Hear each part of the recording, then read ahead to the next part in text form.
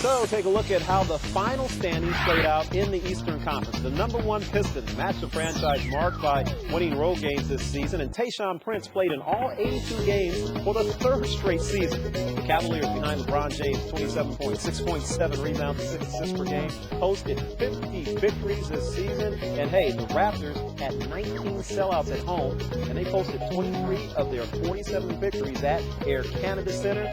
Chicago, well, the Bulls, you see, fifth in the standings, but they actually post the third best record in the Eastern Conference. All right, I'm joined now by NBA TV analyst Ala Abdelnaby to preview the first round of the Eastern Conference playoffs. Good to see you as always, my friend.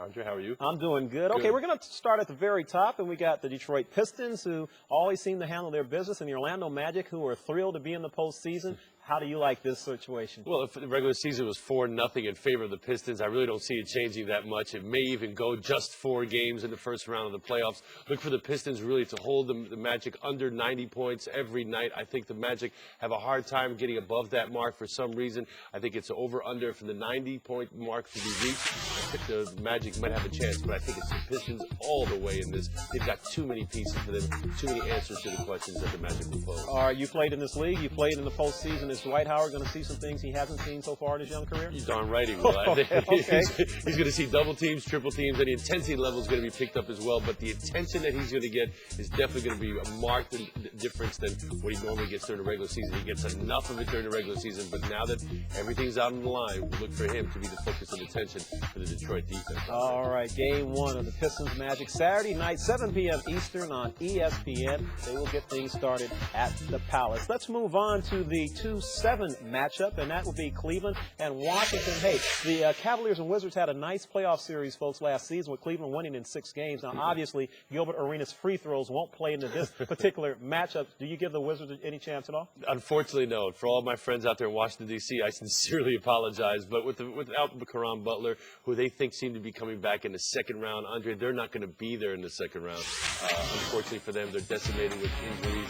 They have Gilbert Arenas out as well, as you mentioned. The fact that they've only got one legitimate scorer, and that's Antoine Jamison, I just think does not bode well for them come to playoff time, because you need one inside-outside guy, and I think without an inside game, and without Arenas and out Butler, there's too much pressure on Antoine Jamison. Okay, a lot's going to be written because that's what the playoffs are all about, and most of the stories are going to say that the Cavaliers are in a wonderful shape as far as the overall bracket. Do they need to guard against looking at, the shorthanded Wizards squad and the New Jersey-Toronto winner as far as advancing into the conference finals? Absolutely. You can't take anything for granted. You got to earn everything when it comes to these playoffs, especially when it comes to the NBA playoffs. And I think when you look at a team like this, that they could get themselves stuck in a situation of overlooking their opponent, looking for the next round. But you really can't do that because these guys are, at the end of the day, professionals. And if they get themselves going, you get themselves some energy, things can go the Wizards' way. So look out for them. Okay, we push ahead to the 3-6 matchup. Now, earlier in the week, the New Jersey Nets possibilities were, okay, well, maybe we're going to play Toronto, maybe we're going to play Cleveland, maybe we're going to play Chicago.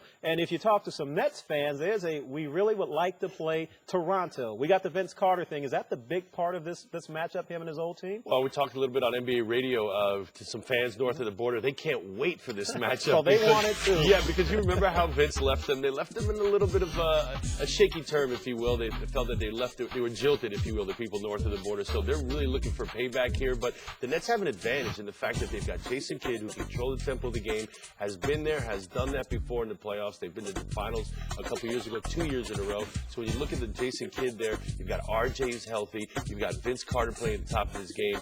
Look out for the Raptors, though. They've got on the other side of the coin, they've got Bargnani back now. Add him to Chris Bosh and TJ Ford. That's a nice trio right there.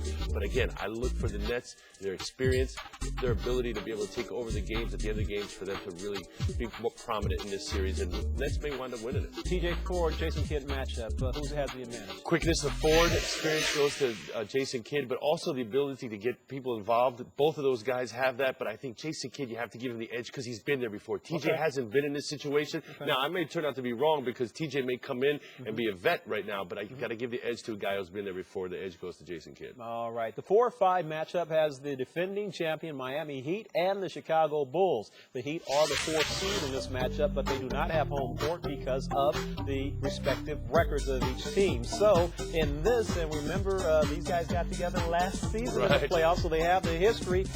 What do you see the story, the main story? Well, Chicago led this series all season long 3-1. But what happened was, I think at the beginning of the year, we remember Chicago blew them out. The Heat did not win until March 7th, their first game against Chicago. So this is a different team now. Dwayne Wade's back. Shaquille is back, healthy, ready to go.